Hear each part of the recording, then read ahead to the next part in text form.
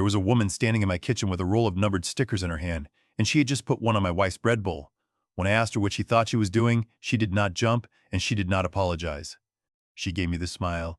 "You give a man who has wandered into the wrong address," and she said, "You must be early, Mr. Prather.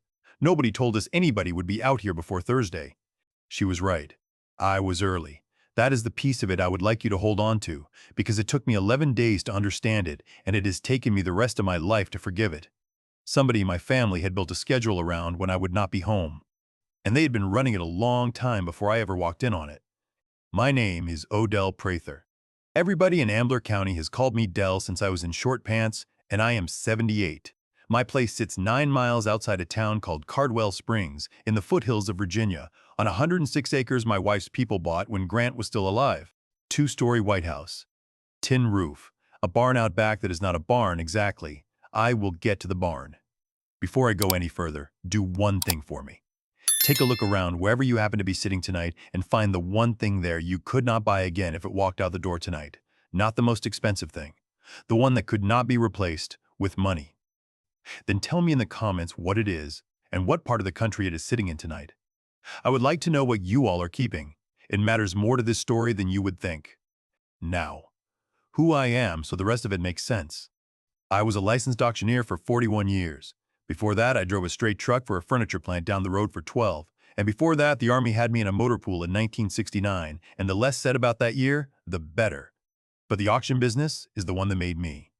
Farm sales, estate sales, church benefit sales, where I gave the day away and ate 2 pieces of pie for my trouble. I called the livestock sale at the county fair 31 years running. Here is the thing about my trade most folks never think about. An auctioneer sells 2 things at once, the object and the story of where it came from, and the story is worth more than the object. A plain oak table is a plain oak table. A plain oak table out of the Jaeger place where they ate Sunday dinner for 4 generations brings 3 times the money, and it is the exact same table. Take the story away, and all you have got is weight. My wife was Rosalind. Roz. She clerked every sale I ever called, sitting at a card table with a cash box and a ledger and a coffee can full of pencils, and she was faster with a column of figures than any machine I ever owned. She died 4 years ago in March. Her heart. She had been telling me for 2 years it was nothing, and I believed her because believing her was easier, and I have had 4 years to think about how many things a person can hide from you if you would rather not look. Roz gave the business the only rule it ever really had, and she gave it to us on a Saturday in 1974. We were selling out a farmhouse over in Dane's Bottom. A widower's place, the children scattered, the usual sad arithmetic. In the middle of the afternoon I sold a box lot, books, a hymnal, some magazines, $2 sold, next lot. An hour later a woman came running up the drive with that box in her arms and her face coming apart, because down under the magazines was her mother's photograph album. Every picture that family had. She had set it aside in the back bedroom that morning, and somebody had scooped it into a box because it looked like it belonged in a box. I got it back for her. Cost me $40 out of my own pocket, and it was the cheapest $40 I ever spent. But that night, Roz sat on the tailgate with her shoes off and said, "This cannot happen again, Dell, and it will happen again, because you and I are moving 300 lots a day, and a photograph album weighs the same as a magazine." The next morning, she came out of the hardware store in Cardwell Springs with a roll of blue painter's tape. From that day forward, the night before every sale we ever called, the 2 of us walked that floor together with a roll of blue tape, and we put a strip on anything that was not for sale. The family Bible, the dog's dish, the medicine on the sink. Whatever the children had said, keep. And the rule was 4 words long, and every boy who ever helped us load a truck had it drilled into him before he was allowed to touch a handle. Blue tape means it stays. Lo! Not, ask about it. Not, set it aside and we will see. Blue tape means it stays, and if you find blue tape on something after it is already on the truck, you stop the truck. She used it at home too. That was the thing about Roz. She did not keep rules at work and leave them at work. There was a roll of it in the kitchen drawer next to the twine for 30 years, and there was blue tape on the underside of a step stool her daddy built, and on the back of a mantel clock, and on the bottom of a bread bowl her grandmother turned out of a piece of poplar in about 1910. That bread bowl is what the woman in my kitchen had just put a numbered sticker on. Her name was Charlene Vess. 51 maybe, sensible shoes, a clipboard, and a way of talking to old men that told me she had done it 800 times. She worked for an estate company 2 counties over, out of Roland.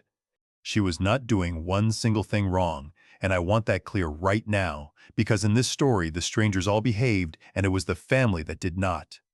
I asked her, as calm as I could get my mouth to go, who hired her?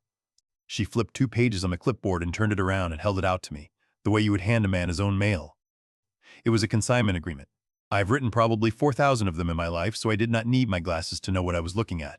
Seller's name, description of goods, commission rate, settlement terms, signature line.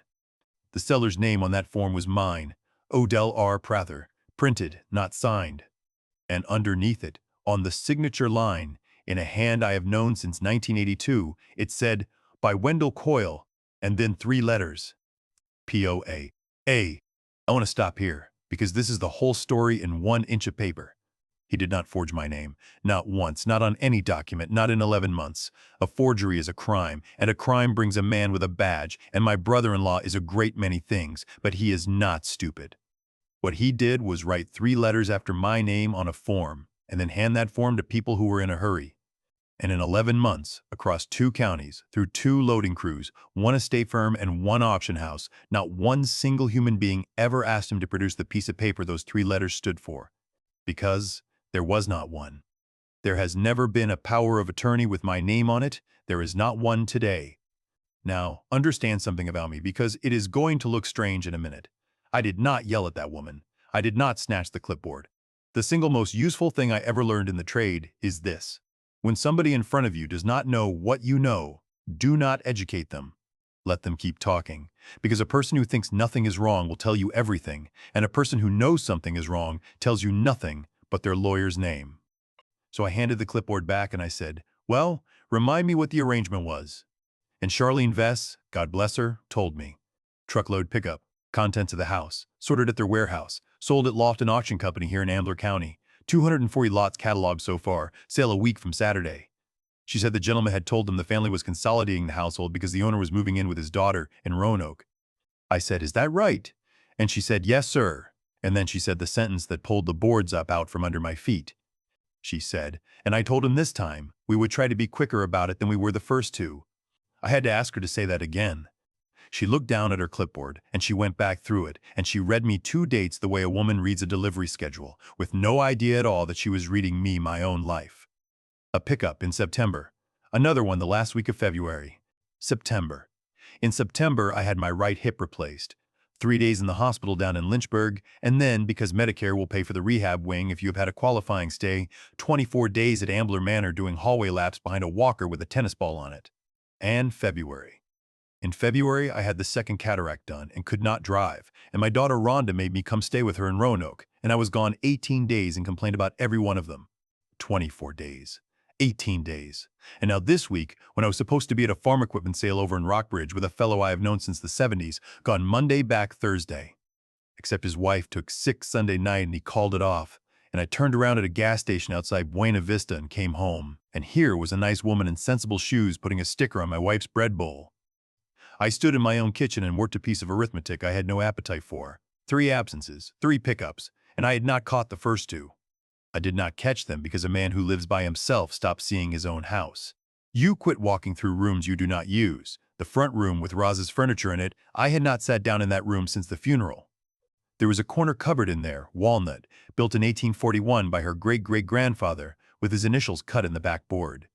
Sometime this past fall it stopped being in that room, and when I noticed the empty corner I told myself, Rhonda must have taken it, because we had talked about her taking it someday, and telling myself that was easier than walking to the phone. That is not stupidity. I want any of you who are alone in a house to hear me say that. That is grief. Grief is a lock that does not need a key. It just makes you not want to open the door. Charlene said she would hold off on the rest of the house until I got things sorted with my family, and she was decent about it, and she left me her card. I watched her van go down the lane, and I stood on the porch till the sound of it was gone off the hill. Then I walked out back to the barn. I told you it is not really a barn. It is a 40 by 80 pole building with a concrete floor and a big sliding door, and for 30 years it was the staging floor for every sale I ever called. It is also where 41 years of a man's life goes when he cannot bear to sell it. My daddy's tools, Roz's mother's things, 900 items I had picked up at other people's worst days because nobody bid on them and I could not stand to see them go for nothing. I had not opened that door in 3 years.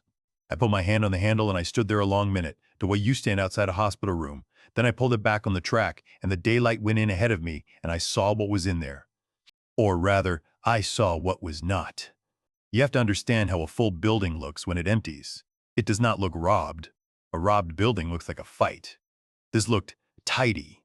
Somebody had swept it and pushed what was left toward the wall so the middle would not look bare, the way a grocery store faces up its shelves at closing so the aisle still looks full. The middle of that floor was clean concrete, and I could see the outlines. You can always see the outlines. 30 years of dust settles around the feet of things, and when the thing goes, its shadow stays. There was a long, clean rectangle where the pie safe had been. 2 square shadows where my daddy's tool chest sat. A wide one by the north wall where I kept the walnut lumber, air-dried, stacked with stickers between the courses, cut off this place in 1978 and worth more now than the truck I hauled it in. I walked that floor for about an hour, and I made myself say each one out loud, because I was afraid if I did not say them, I would talk myself out of them by supper. 2 chests of my father's tools. He was a millwright at the plant for 31 years, and every one of those tools had his initials stamped in the handle with a punch, because men who worked in a shop marked their tools or lost them.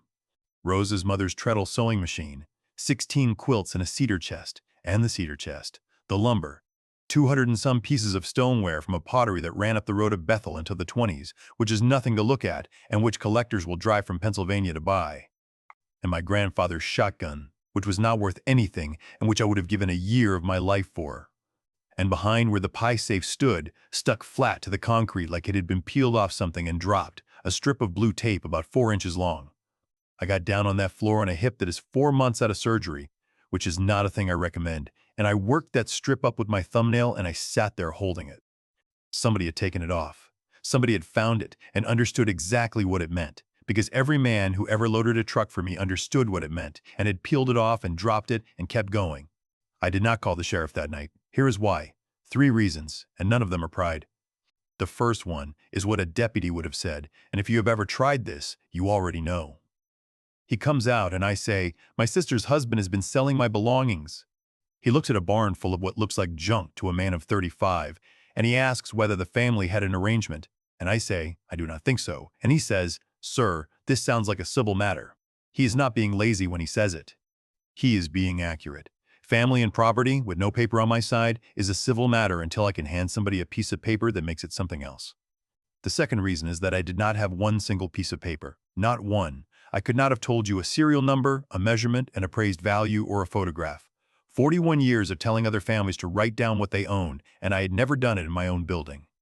I had it all in my head, which is the same as having it nowhere, because the day I go, my head goes with me and every one of those things turns into a box lot. The third reason is the one that kept me up. My grandson drives that truck. Toby, 22 years old, my son Gil's boy. Gil went off the road on Route 220 on an icy morning 9 years ago. After the funeral, Toby quit school and floated a while, and then Wendell gave him a job, and the boy has been grateful to him every day since, which I could not begrudge because somebody had to give him something to do with his hands. Toby loads that truck. Toby's name is on the run sheets. Toby carried my daddy's tool chest out of that building. If I handed this to a deputy at 9 o'clock at night with nothing but my temper, the first name in that report would not be Wendell Coyle. It would be the 22-year-old with the dolly. So I did not call anybody. I walked inside and found a legal pad, and I sat down at the kitchen table under the light my wife picked out, and at the top of the first page I wrote the date.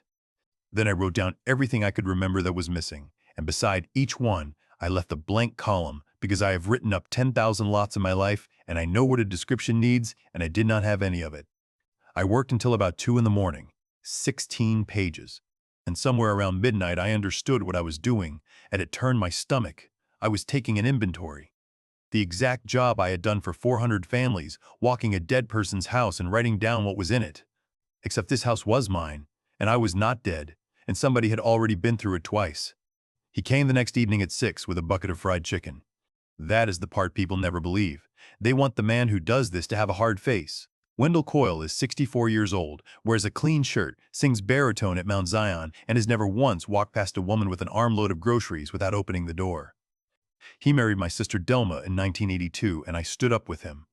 When Roz was dying, he sat in that hospital hallway 11 hours because he did not want me to be by myself, and I have not found a way to put that memory down since. He set the bucket on the counter and said, Heard you got rained out over in Rockbridge. I said, something like that. And he said, well, I imagine you walked in on Charlene. Just like that. No pause, no swallow. He had had a day to get ready, and I watched a man I have known for 44 years pick up a conversation like it was a load he had hauled 100 times. He said, Del, we talked about this. Last fall, at the manor, in that little sunroom. You were laid up and you were low, and you said to me, get that junk out of the barn. I do not want Rhonda and Toby stuck cleaning up after me. And here is the thing. I might have said that. I do not remember saying it. But I was 24 days into a rehab wing on a walker with a tennis ball on it, taking something for pain at night, 78 years old, 4 years a widower, and I said a great many things that fall that I do not remember saying, including some things to a woman from the church about the color of the sanctuary carpet that I have had to apologize for twice. That is how it works. I want the ones of you who are my age to hear this part clearly, because this is the machinery. He did not need me to have agreed. He only needed me to be unable to swear that I had not. And he picked the 24 days of my life when I was least able to swear to anything. So I asked him a plain question. I said, what did you do with it? And he said, hauled it off. I said, hauled it off where? He said, most of it went to the dump. Del, I am not going to lie to you, it was rotten. The rest I gave away. Some fellow from up the road took the lumber for firewood. I said, that lumber was black walnut. And he laughed, friendly as Sunday, and said, well, it burns. Here is what I did in that moment, because it was the hardest thing I did in this entire business, and it did not look like anything at all. I said, huh? Then I ate a piece of chicken, because he had just told me a lie that I could prove.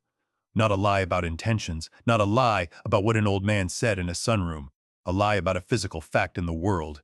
He said it went to the dump and was given away. Charlene Vess had told me, with a clipboard in her hand, that her firm hauled it to Roland and sold it at Lofton Auction Company.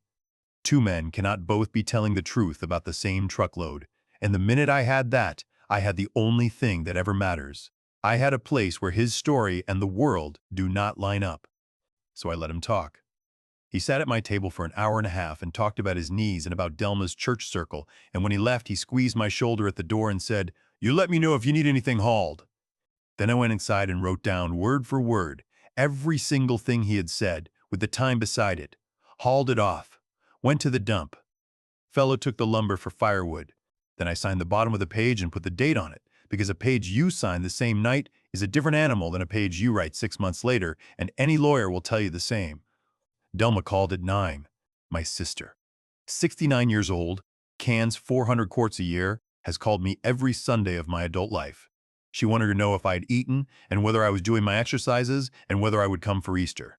And I sat there with the phone against my ear and I listened to my sister be exactly who she has always been, and I understood, the way you understand a thing all at once, that she did not know. Not a word of it. She thought her husband had cleaned out her brother's barn as a kindness. I said, Delma, let me ask you something. Does Wen still have that storage lot out on the Bethel Road? She said, oh, he gave that up years ago. Then she said, why? I said, no reason. Somebody was asking about storage. I got off the phone and I sat in the dark a while. Because when I had pulled into the lane that afternoon, Toby's truck keys were laying on my kitchen table next to the salt, and I had not put them there. I called Toby twice that week, and both times it went to the recording. I did not leave a message the second time. I had a bad feeling about what a message would do, and I did not yet know why. So I went to work on paper instead. And every bit of what I am about to describe is something any one of you could do on a Tuesday afternoon without a lawyer and without a badge. The first place I went was my own filing cabinet. In 1998, when the business was at its best, my insurance man made me put a rider on the homeowner's policy, scheduled personal property they call it. Because the standard policy caps what it will pay on collectibles and tools and a widow's silver, and I had a building full of it. And to write that rider, they made me get an appraisal. And the appraisal is 4 typed pages, and on those 4 pages is a description of every significant item in that building as of that year. Maker, wood, dimensions, condition, value. I had been paying $11 and change a month for 28 years for a piece of paper I had never once read. That paper is the reason I am not telling you a story about a man who lost everything and could not prove he ever had it. The second place I went was the internet, which I do not much care for, and my daughter Rhonda had to sit at my elbow. Auction companies do not sell out of a paper catalog anymore. Every lot goes online with a photograph, and those photographs stay up. Lofton Auction Company had both sales still sitting there, September and February, 400 and some lots between them. I sat at that table and looked at a photograph of my father's tool chest. You can zoom those pictures in. Rhonda showed me how. And when you zoom in on the handle of a 2-foot level in a picture taken in a warehouse in Roland, Virginia, you can read the initials a millwright punched into it in 1951. I printed everyone. 51 lots I could identify by sight without any doubt, and 30 more I was fairly sure of. The two sales grossed $63,400, and I know that because auction companies post the results too. I never received $1 of it. There is no account anywhere with my name on it that has ever had any of that money in it. The third place I went was across the road. Webb Amos is 81 and has run a trail camera on his gatepost for 6 years, aimed at the road because somebody was dumping tires in his creek. It stamps the date and time on every vehicle that passes, and Webb keeps the old cards in a coffee can like the pack rat that he is. A 26-foot box truck with a company name on the door, going up my lane at 7:40 on a Tuesday morning in September and coming back down at 4:10, riding low. And me in a rehab wing 11 miles away, doing hallway laps. The fourth thing I did was call a woman named Frances Deal, who has an office on the square in Ambler Courthouse in the old bank building, with the vault door still standing open in the wall behind her desk because it weighs too much to take out. Frances told me 4 things in 1 hour, and 3 of them hurt. The first one hurt the worst. She said, "Dell, some of this you are not getting back. There is a rule, and it is the law in every state, and it says that if an owner hands his goods over to a merchant who deals in that kind of goods, that merchant can pass good title to a customer who buys in the ordinary course of business. The customer keeps it. The customer did nothing wrong. Your fight is with the man who handed it over, not with the school teacher who bought your mother-in-law's sewing machine in good faith on a Saturday." I said, "But I did not hand anything over." And she said, "That is exactly the question, and that is the only question, and it is why we are going to be very careful about the difference between what you gave and what he took." The second thing she told me is that there is an old action in Virginia called detenue, and it is for the recovery of specific personal property, and it requires you to describe the property with certainty. Certainty. Not my daddy's tools. A description a stranger could carry into a warehouse and use. The third thing was about the licenses. An auctioneer in this state is licensed by the Department of Professional and Occupational Regulation, under the Auctioneers Board, and the regulations on that license are not decoration. A licensed auctioneer has to have a written contract with the owner of the goods. Money that is not paid out on sale day goes into an auction escrow account no later than the next business day. Settlement with the owner happens on a deadline, and every bit of it, the contracts and the records, gets kept for 3 years and made available to that board on request. I sat there, and I felt the floor come back up under me, because I had spent a week trying to figure out how one old man was going to find out what happened inside another man's business, and the answer was that I did not have to. The state of Virginia had already required that a complete record be created and kept, and had already given itself the right to walk in and ask for it. All I had to do was be the citizen who wrote it down and signed my name. The fourth thing Frances told me was to file a report with Adult Protective Services, and I did not want to. I said, "Frances, I am not one of those."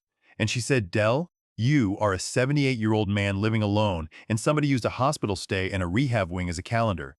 That is not an insult. That is the name of the thing." I filed it that afternoon.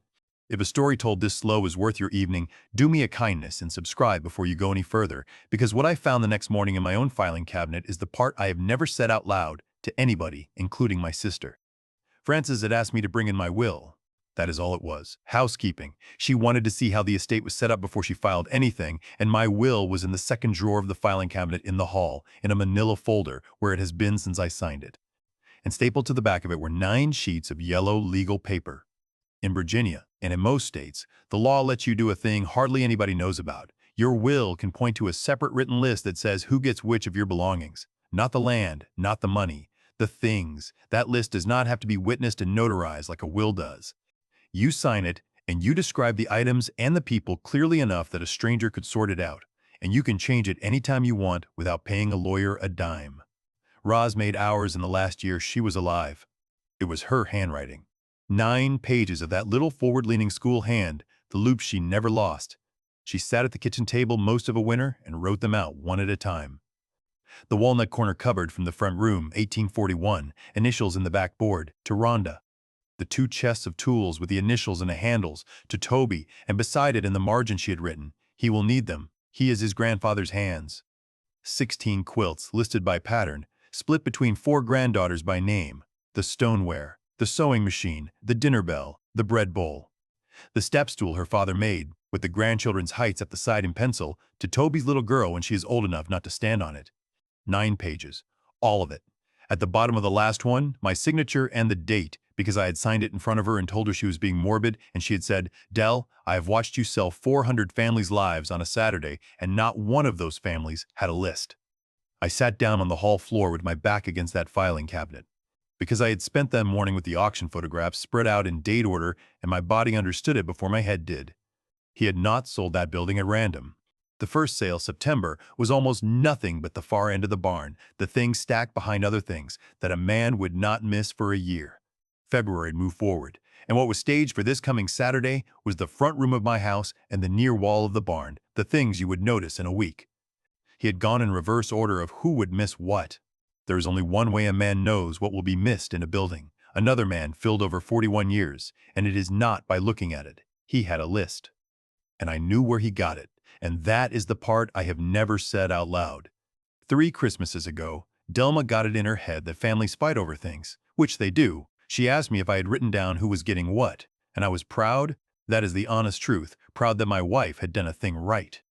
So I made copies of those 9 pages at the drugstore in Cardwell Springs, 3 cents apiece, and mailed one to Rhonda and one to Delma, and wrote in the card so nobody has to argue about it later. Nobody had to argue about it later. That is what I wrote, in my own hand, on a Christmas card. I gave a man a 9-page inventory of everything in my life that was worth money, sorted by how much each person loved it, and I mailed it to his house. I sat on that floor a long time, long enough that my hip locked up and I had to get hold of the drawer handle to stand. And here is what I want to say to whoever is about to be proud of themselves the way I was proud of myself. There is nothing wrong with the list. Make the list. That list is the only reason there is any story to tell you at all. But understand what you are holding. It is not a keepsake. It is a map of your house with the value written on every room, and you had better know the name of every single person who has a copy of it. I drove into town and put those 9 pages in Frances Deal's hand. She read them all the way through. Then she took her glasses off and said, "Dell, when is the sale?" "Week from this Saturday," I said. She pulled up the catalog on her computer. 240 lots. Doors open at 8. Ring starts at 10. She scrolled a while. Then she spun the monitor around to face me.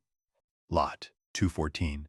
A photograph taken against a gray warehouse wall with a tape measure laid along the bottom for scale. Walnut corner covered. Circa 1840. Old surface. Nice piece. We had 11 days, and Frances laid them out for me like a job. 1. A written claim of ownership, signed and dated, hand-delivered to Lofton Auction Company and to the estate firm in Roland, listing every lot number I could identify, with the appraisal attached and the photographs printed and marked. Not a phone call. A piece of paper with a signature on it, delivered with a witness along, so that nobody in that building could ever say they had not been told. 2. A written complaint to the auctioneer's board, with copies of the same. Frances said a thing I have thought about ever since. A regulator can ask a licensee for records that you and I could not get with a shovel and a year. 3. The detenue papers, drafted and ready to file, describing the goods with certainty, which we could now do because a dead woman's handwriting and an insurance man's appraisal had done it for us, 28 years apart. And 4. Nothing. No phone calls to Wendell, no driving out to his place, no standing up in church, nothing that would let anybody tell a story about a hot-headed old man. I kept 3 of those 4. You will see which one I broke. Because on the Thursday, Toby came to the shop. I have a little shop off the end of the porch, a bench and a vise and a wood stove, and I had been out there sharpening a handsaw for no reason except that my hands needed a job. I heard his truck, and then he was in the doorway with his cap in his hands, and I have not seen that boy's face look like that since the morning they came and told us about his daddy. He said, "Papa, I left my keys in your kitchen." I said, "I know it. They are on the shelf." And he said, "I did not leave them by accident." He had been out to the house that Monday, while I was supposed to be in Rockbridge, not to load. He had walked into the front room, looked at where the cupboard had been, and sat at my kitchen table 20 minutes trying to write me a note. He could not do it. So he put his keys down because he wanted me to know somebody had been there, and then I would call and ask, and then he would have to say it. He could not make himself start it any other way. I said, "Son, sit down." And then that boy told me the whole thing in about 4 minutes. and I made myself keep sharpening that saw the entire time because if I had looked up at him, he would have stopped. He said Wendell told him it was my idea. He said Wendell told him I had set it in the sunroom at the manor and had asked him to take care of it while I was laid up. He said Wendell told him not to bring it up to me because it embarrassed me, because a man does not like to admit he cannot keep up with his own place anymore. He said, and I believed it, Papa, because you would not go in the barn. Everybody knew you would not go in the barn. He said in February, when they loaded the second time, he asked twice.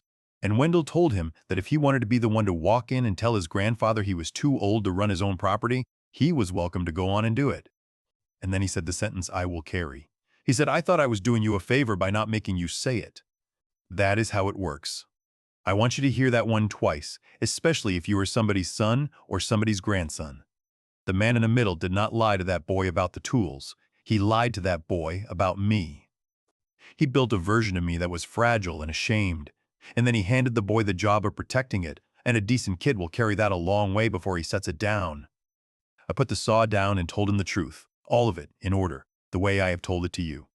The consignment agreement, the 3 letters, the 2 dates, the $63,400, his grandmother's 9 pages, and where the copies went. He walked outside and stood in the yard with his back to me a while. When he came back in, his eyes were red and his voice was flat, and he said, What do you need me to do? I said, You are going to talk to a lawyer, and then you are going to talk to an investigator, and you are going to tell them exactly what you told me, and you are not going to smooth one word of it to protect anybody, including me. He said, All right. Then he said, Papa, there is one more thing. There was a 4th load, already picked up 3 weeks ago and not taken to Roland at all. Wendell had him drive it to a rented unit at the self-storage on the Bethel Road. Toby did not have a key to it. He had backed the truck up to the door, and Wendell had unloaded it himself, alone, which Toby said had struck him as odd, because Wendell has bad knees and never once in 4 years had unloaded anything by himself. The unit was rented in Delma's name. Friday was preview day. Any auction worth going to opens the doors the day before so people can put their hands on the merchandise. I have walked that floor 1,000 times. I have sold on it. I have bought my supper there on a paper plate. I walked in at 9 in the morning as a member of the public with my hands in my pockets, and I did not touch one single thing. Francis had been plain about that. You are a customer at a preview and nothing more, because Bud Lofton is going to have to be able to say under oath that nothing was moved before the board's investigator saw it. The investigator's name was Dara Meese. She had driven up from Richmond that morning with a folder and a camera, and she asked me exactly 2 questions in 3 hours, both of them about dates. She was not on my side. I want that clear, because people expect these things to feel like the cavalry coming over the hill. She was there to look at a licensee's records and see whether they matched the regulations, and that narrowness is the entire reason she was worth anything at all. I walked the rows and read the tags. Every lot on an auction floor carries a tag, and on that tag is a lot number and, in most houses, the consignor number. It is not a secret. It is how the clerk knows whose money is whose at the end of the day. Lot 171, a stoneware jar with a cobalt flower, consignor number 104. Lot 188, a treadle sewing machine, consignor 104. Lot 214, walnut corner cupboard, consignor 104. I stood in front of that cupboard a good while. There were people all around me sliding the drawers out and thumping the sides with their knuckles, and a young couple discussing whether it would fit in a stairwell, and I stood there like a man waiting on a bus. Then I went looking for the step stool. It was not in the sale. I went through every box lot on the tables in the back, all 40 of them, and it was not there. Miss Meese found it later in the records because it had never been a lot at all. It went in February, in a box the catalog called Mixed Primitives, sold to an out-of-state bidder number for $4. A stool, a man built for his daughter's children in about 1955, with 6 grandchildren's heights up the side of it in pencil and their names beside the marks. $4 and a buyer number and no name I will ever get. That one is gone. It is gone the way a thing is gone when the ocean takes it. And here is the hardest true thing in this whole story, and it is not about my brother-in-law. That stool is gone forever and the cupboard is not. And it is not because one of them was loved more. It is because one of them had a description. Walnut, corner, cornice, 1841, initials in the backboard, 4 pages of an appraisal and a line in my wife's hand. The other was a wooden stool in a box, and there are 10,000 wooden stools in a box. A thing does not belong to you because you love it. It belongs to you because somebody who has never met you can look at a piece of paper and tell. I went home Friday evening and I did not sleep much. Around 1 in the morning, I got up and went to the kitchen drawer, the one next to the stove, and took out the roll of blue tape. It is a strange thing to sit at a table at 1 in the morning with a roll of hardware store tape in front of you, half used. Roz's thumbprint and the dust on the side of it. I did not do anything with it. I just sat there with my hand on it the way you would sit with your hand on a dog. Then I slipped it down in my coat pocket, and at 7 o'clock Saturday morning I drove into Ambler Courthouse and sat in my truck across from the auction house and watched the lot fill up. Bud opened the doors at 8. By 9:30 there were 200 people in there, and a line at the concession window, and a woman selling raffle tickets for the rescue squad. At 9:40 a green pickup pulled in and parked 2 rows over from me, and my sister's husband got out in a clean shirt with his hair combed, walked up to the clerk's window, and took a bidder number. I want to be honest about why he came. He came because staying away would have been the loud thing to do. If a man who consigns 200 lots does not turn up on sale day, everybody in the building notices, and Wendell Coyle has spent 40 years being the fellow everybody is glad to see. Coming was normal, and normal had worked for 11 months. He did not know that a claim of ownership had been hand-delivered to that office on Wednesday, with an appraisal and 40 pages of photographs attached, and a copy sent to Richmond. Frances met me at the door at 5 till 10. Miss Meese was already inside at a table along the wall with the clerk's books open in front of her and a young man from the estate firm across from her, cooperating like his license depended on it, which it did. At 10 o'clock, Bud Lofton climbed up on the block. Bud is 67 and has been calling sales in that building since he was 19, and he has known me my whole working life. He did not look at me one time that morning, and I have never respected a man more for not looking at me. He tapped the microphone and said, "Before we start, we have got some housekeeping." And then he read it off a piece of paper, flat, the way you would read a weather cancellation. He said, "Lots 171 through 226 are withdrawn from today's sale. There has been a written claim of ownership filed on those lots. They will not be sold today, and nobody is going to be allowed to bid on them. If you drove up here for one of them, I am sorry, and your money is at the window." 200 people made that sound a crowd makes. I stood at the back with my hat in my hand and watched the back of my sister's husband's head in the second row and watched his shoulders come up about an inch and stay there. Then Bud went on and sold the sale. That is the part nobody tells you about. There is no music. 2 hours of box lots and glassware and a riding mower and the ladies from the rescue squad selling hot dogs, and it was the most ordinary Saturday in the world. At about 12:15, when the ring was down to a few dozen people, Bud called a break and came down off the block and asked me and Frances and Miss Meese to come back to the office, and he sent his clerk out to the floor to ask Wendell Coyle to step back too.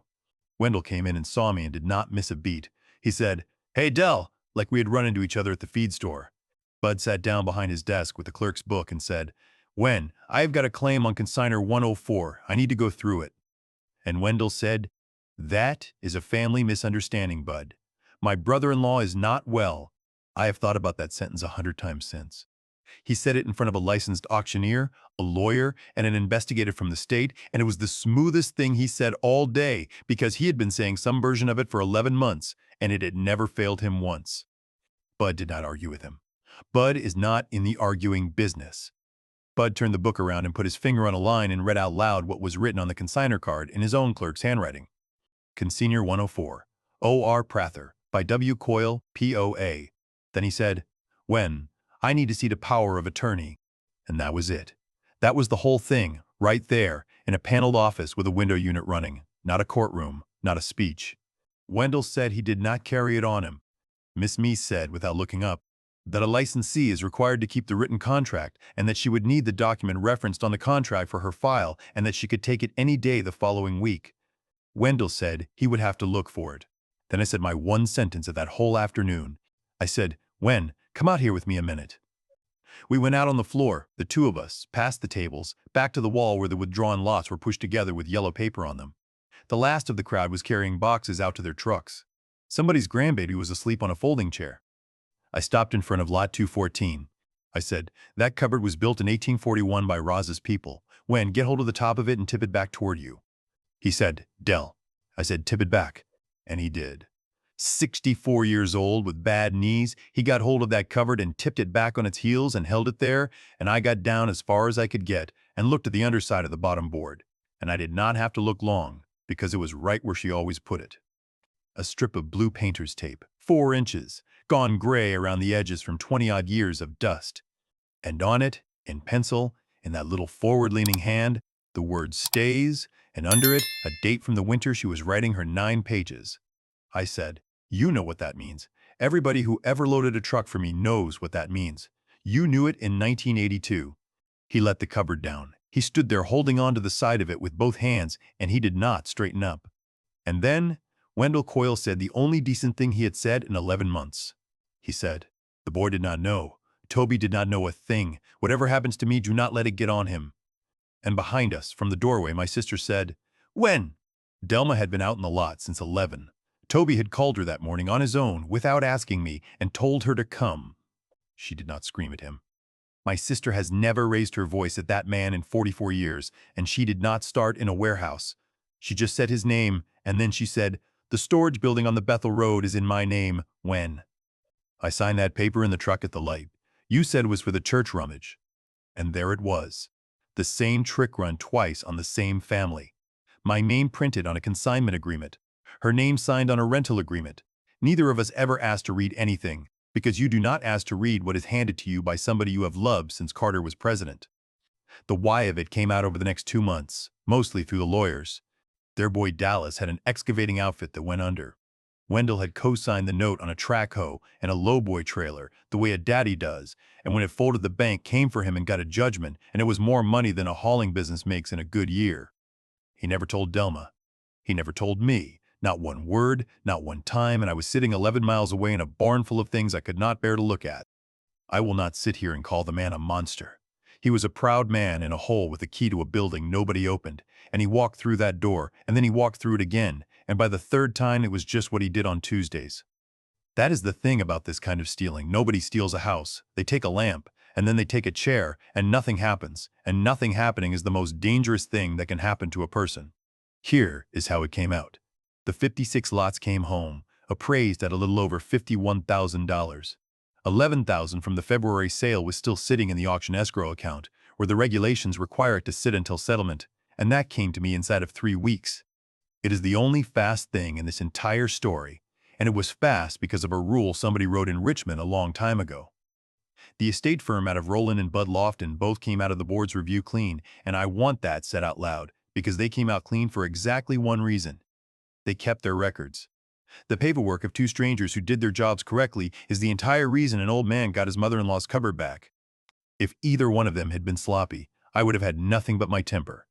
The Commonwealth's attorney charged him, obtaining money by false pretense. He pled to it, and he got probation and a restitution order and no time, and I will tell you plainly that I asked for that. He is 64 with 2 bad knees, and my sister is in that house. $63,400 at $440 a month will follow him the rest of his life. And every month, when that money order comes in the mail, it says the same thing without any help from me. The storage unit had my father's tool chests in it. He had held those 2 back from the February sale. Toby had asked about them by name twice, and Wendell had not been able to make himself put them in a ring. That is the crack in him. Everybody has got one. His was that he could sell a dead woman's quilts and could not sell tools a boy had asked for. In April, a package came in the mail with no note. 22 pages of yellow legal paper, his handwriting, every item he could remember selling and which sale it went in, done from memory over I do not know how many nights. It was not an apology. He has never given me one, and I have quit waiting. But because of those pages, I found a sewing machine in a shop in Bedford and a stoneware jar at a sale in Rockingham, and I bought them back with my own money, and I would do it again. The stool never turned up. $4, out-of-state number, no name. Some little girl I will never meet is standing on my wife's daddy stool right now to reach a sink, and I have made my peace with that better than you would think. Now, the practical part, because Roz would want it, and it is the whole reason I am talking. Go home and write down what you own, not everything. The things that would break your heart.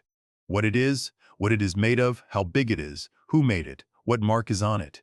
Take a picture with something in the frame for scale and keep it somewhere that is not your house. If you have anything of real value, ask your insurance man about a scheduled rider, because that appraisal is a legal description of your life for a few dollars a month. Ask your own lawyer about a separate written list for your belongings. Most states allow one. Sign it, date it, and know exactly who has a copy of it and why they need one. And when somebody says, "Let me clear out that clutter for you while you are laid up," that is a kind thing to say, and 9 times out of 10, it is a kind thing to mean. But nobody, not a son, not a sister, not the fellow who sings baritone next to you at church, has one bit of authority over your property unless there is a piece of paper that says so. If somebody claims they have that paper, ask to see it. Out loud, in front of them. It takes 4 seconds and it is not an insult, it is a receipt, and any honest person will hand it over and think no more about it. Toby lives in the little house at the end of my lane now. He has been running the shop with me since June, and he has signed up for the auctioneer course, and he will be better at it than I ever was, because he actually likes people, and I only ever liked the merchandise. Last month I went out to the shop and he was gone to town, and his toolbox was open on the bench. My father's toolbox, with the initials punched in the handles of everything in it. I lifted the lid to put a chisel back, and there on the inside of that lid, where no buyer would ever see it and no stranger would ever look, was a fresh strip of blue tape. He never said a word to me about it. He never has. Blue tape means it stays.